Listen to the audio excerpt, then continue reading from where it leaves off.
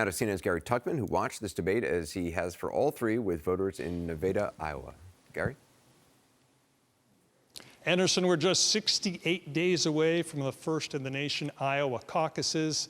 And because of that, we've come to Iowa for all three of the debates to talk to loyal Republicans about the debates. And these are some of those loyal Republicans. This is Nevada, Iowa. This is the county seat of Story County, right in the middle of the state of Iowa. And we have come here each of the debates to see what's changed or what hasn't changed after each of these debates. So I'm going to ask you who you think did best in this debate. But first, I want to ask you just a one-sentence headline. If you were going home and telling someone about this debate, what would you say in one sentence? What would your headline be in a newspaper? I like this debate much more than the first two, and I'd love to see the differences enunciated between the candidates this time. Calm, controlled, and informative. Character accounts over name calling, and 4 out of 5 of people on the stage I could see being in the White House. Foreign policy takes center stage. Unlike the Democrats, the topics were sane, reasonable, and had reasonable consideration. Second row. Not really a debate, more of just a structured discussion. GOP stands in solidarity and in support of Israel. A much more civil debate tonight. Trump won another one. Because he wasn't there. That's right. Up there? I appreciate Ramaswamy bringing up nuclear as a medium for America's energy dominance. Yes. They all mentioned the need for a larger U.S. Navy fleet. None of them mentioned the need for a larger U.S. merchant marine fleet to provide the needed logistic support if they have a war event. That's a long headline, but okay. More substance, less spectacle. Third time's a charm.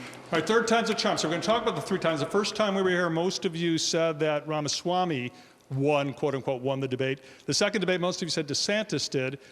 Haley came in second both times. So my question is, who do you think, quote unquote again, won the debate? It's not scientific, but we've been with you 3 times now. I'm going to do an alphabetical order. Who thinks Christie won the debate? That's 0. Who thinks DeSantis won the debate? 1, 2, 3, 4.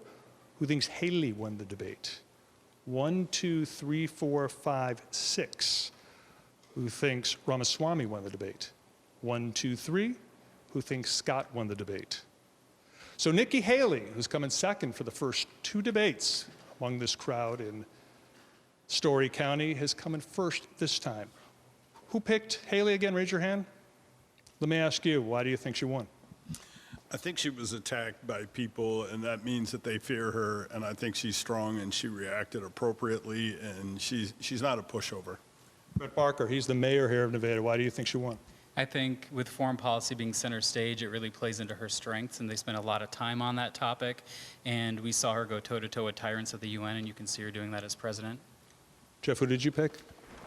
Nikki Haley. And why do you think she won? Same reason.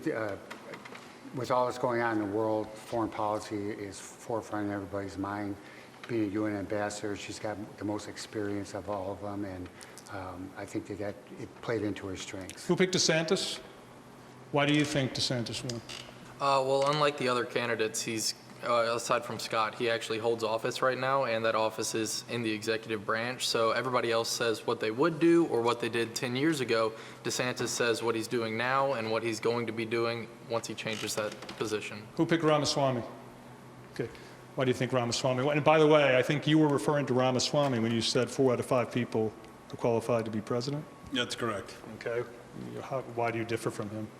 I think he wasn't afraid to speak his mind, and I felt like everybody else was kind of in sync with each other and didn't really vary as much as he did, and he just wasn't afraid to go against the grain.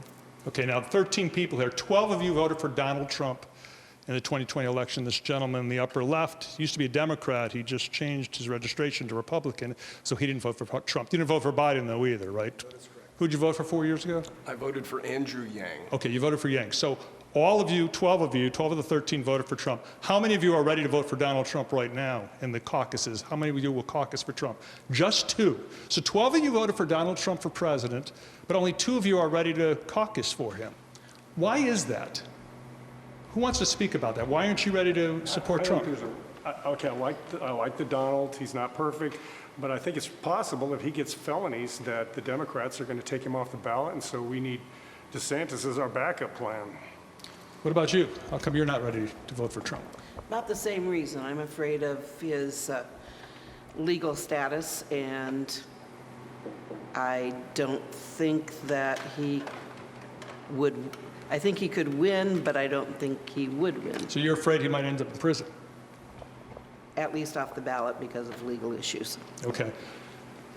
I want to tell all of you, thank you for talking to me. Are any of you closer to voting for somebody who you didn't come in for, knowing who you'd vote for because of this debate? You're closer. Closer to who? Well, I was a big fan of Mike Pence, and obviously that changed, but So you were close to voting for Haley now. I am, yeah. And you? I think I'm closer to DeSantis. To DeSantis. I want to thank all of you for talking with us. It's been a pleasure being with you again. Anderson, the winner today, in this group at least, Nikki Haley, that is the story in Story County, Iowa. Yeah. Back to you. It's great to hear from the same folks each night. It's really thank them. Thank you very much, Gary. Back with the panel, joining us, CNN political commentator and former Obama senior special advisor Van Jones. Van, we haven't heard from you tonight. What'd you make of? I thought Nikki Haley gave a master class on foreign policy. I thought she gave a master class on abortion.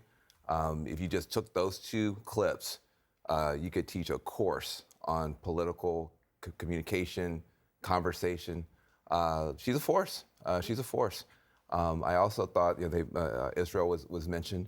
I thought the Republican Party took advantage of some of the disarray in the Democratic Party and stuck up for Jewish kids who are scared to leave their dorm rooms and all that kind of stuff, and came very, very forcefully saying that Jewish kids shouldn't be scared to leave their dorm rooms in this country. And I thought that was an important development in the conversation overall. I think that, and listening to the focus group, they saw Nikki Haley as a fighter. Mm-hmm. And Republicans, like fighters, as we know, they think Donald Trump is a fighter. For instance. Right. And so she had to fight tonight because everybody was attacking her. But I also want to add something else is that, and this was also mentioned in the focus group, this was a substantive debate also.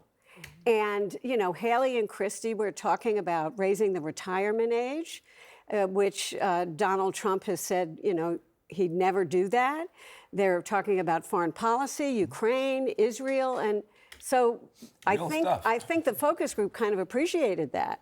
Van, I think wanted to hear them on the issues. I think you're calling out the debate and conversation on Israel and anti-Semitism is right on. Haley actually mentioned the things that are going on college campuses in her opening statement, which I thought was smart. She didn't quite make the connection, but Republicans have made the connection that, Joe Biden's whole presidential campaign was based on Charlottesville and what happened there. And now we're having 100 Charlottesvilles a day on campuses all over this country. And the left is, your word, disarray. I totally agree with you. And, Jewish voters normally break for Democrats in these presidential campaigns. I think these Republicans got it right tonight. And I think the Republican Party has a chance here to be on the correct side of this morally and politically. And you heard that from all the candidates. Haley kind of got the ball rolling, but I was pleased to see the solidarity on that stage in support of Israel.